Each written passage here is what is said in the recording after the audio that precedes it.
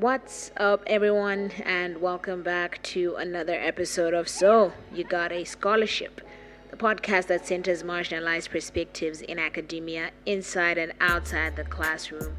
Thank you for tuning in and doing the thing and spending time with us. Really appreciate it. Before we dive in, I'd like to let you know of 3 ways you can support the show. The first, please follow, subscribe to the podcast on Apple Podcasts, Spotify, YouTube. We have a channel there as well. Wherever you get your podcasts. If you use Apple Podcasts, do consider leaving us a review. It helps us and it helps people find the show. 2, you can support us on Patreon, www.patreon.com/SIGSPod. That is /SYGS pod. And this helps keep the show going. And you'll also be able to let us know what content you want on Patreon. You become a patron, you can actually request certain episodes, be a guest on the show, and all the good stuff. Number 3, we have merch on Teespring. The link is in the show notes. It's a little bit long to say, so please consider grabbing yourself some gear. You get to look good, you get to support the show. Kill 2 birds with 1 stone. It's a vibe. Now, that is out of the way. Let's get into it. As promised, for September, I am bringing an episode every week, so if this is the first time you're here this month, welcome, but please do check out the other past episodes, especially the first 2 episodes of this 3-part series, because this week what we have is the 3rd and final part of the Journey to Grad School series, and I will be talking about factors to consider when the acceptances and rejections come in. Now, obviously, since this is part 3, check out part 1. Part 2 makes more sense that way, innit? Easy. Now, let's go. So you have finally received the acceptances and the rejections from the programs, and they come from different places. They come with different terms, conditions, and perks, etc. So the question is, what do you need to consider when trying to make a decision? You will notice I refer to rejections as well. So let me address those before we dive into acceptances. Rejections happen, and we can talk about the mental health aspect of this in the mental health episodes and future episodes. But I don't want to refuse to acknowledge this at all, and I think it requires more time to get into the mental health aspect of dealing with and accepting rejection.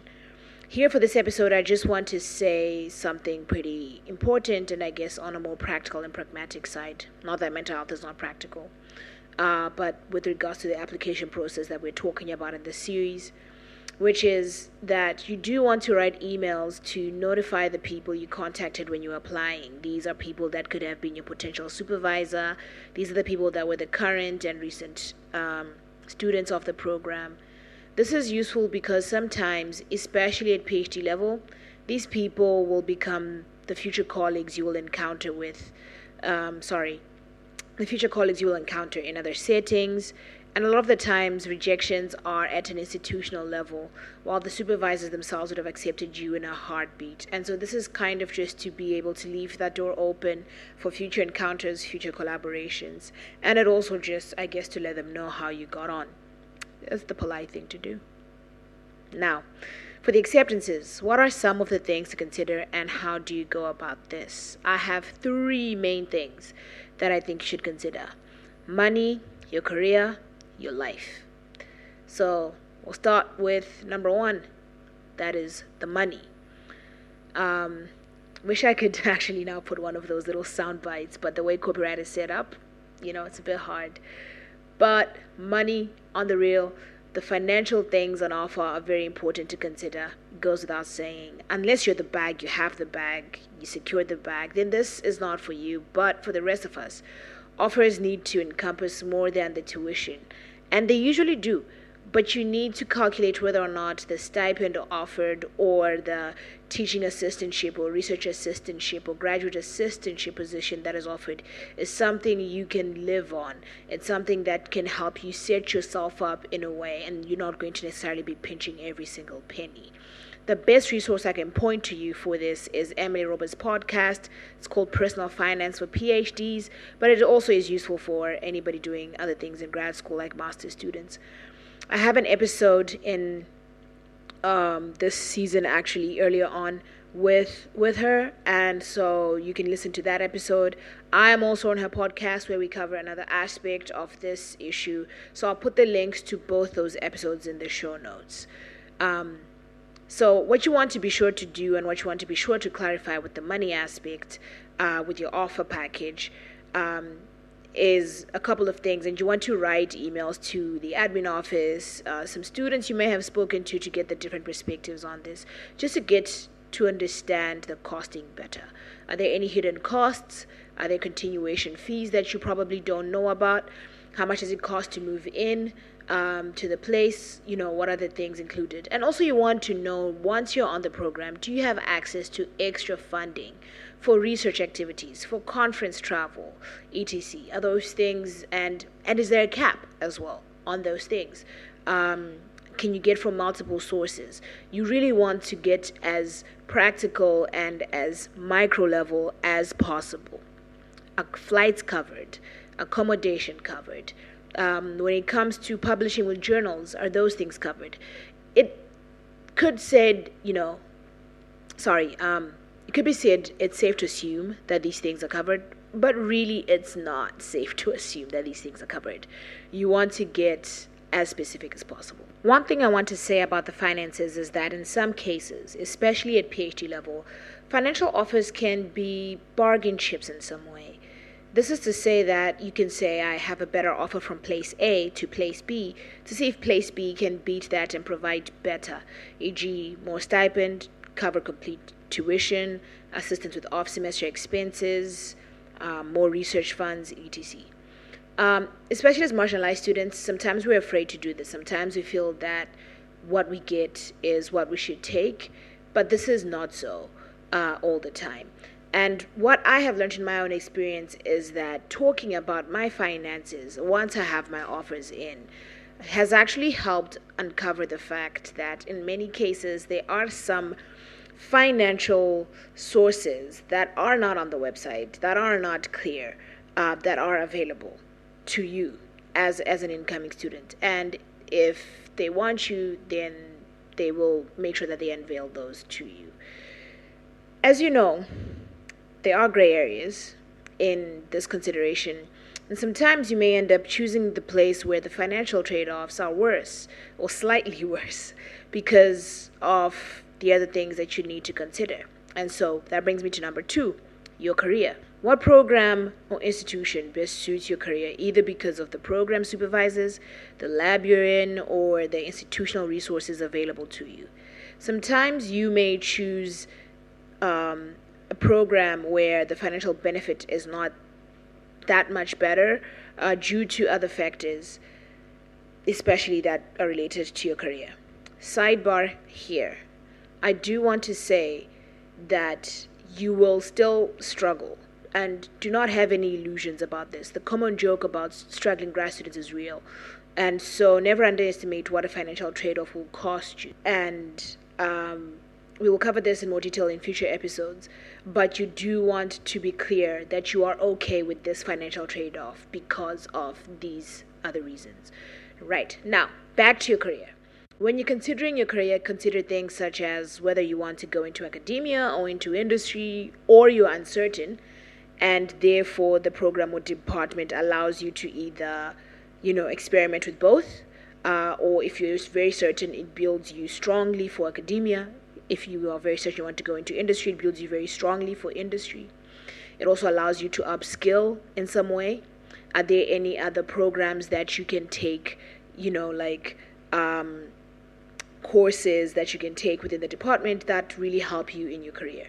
So you want to do your research into where the alumni end up, and LinkedIn may help for this.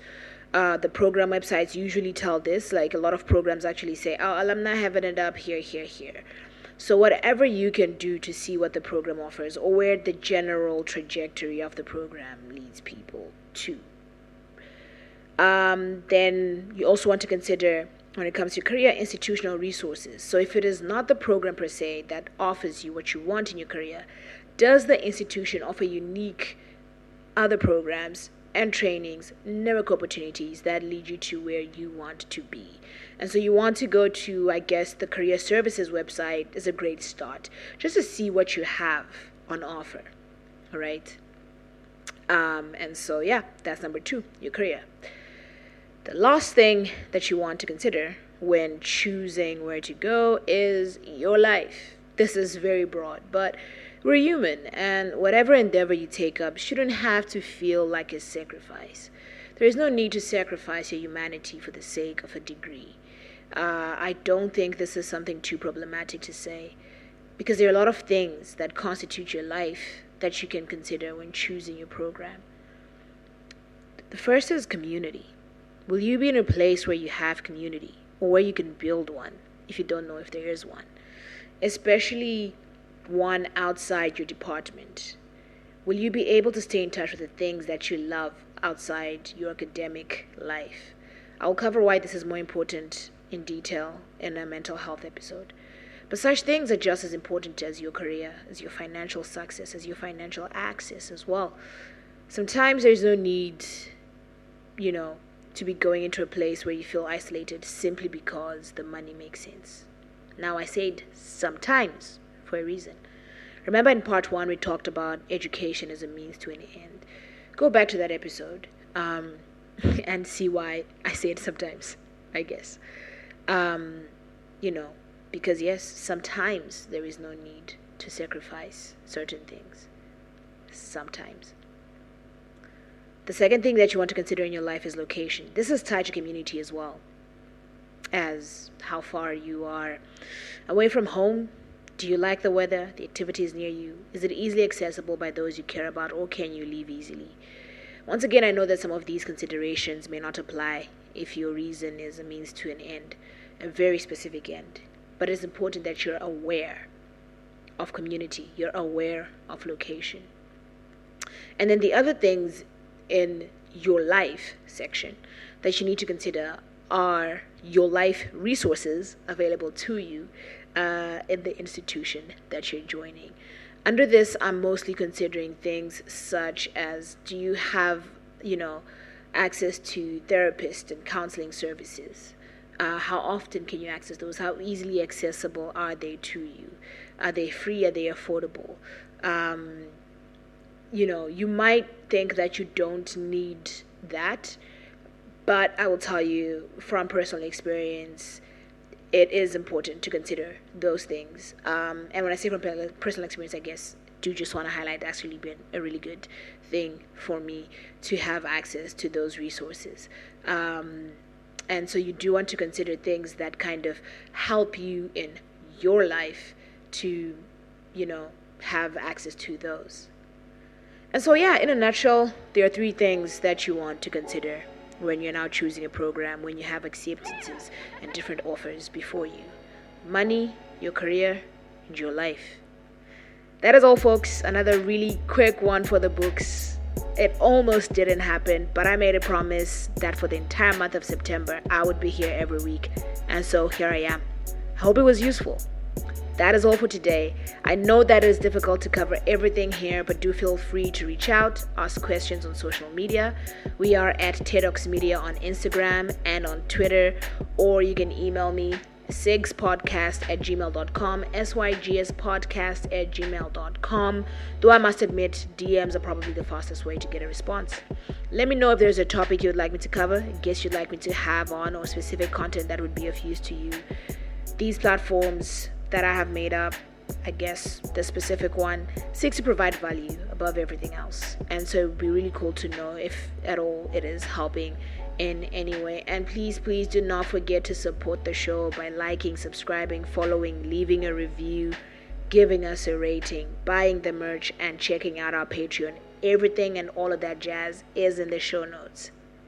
This was absolutely great. This was fun.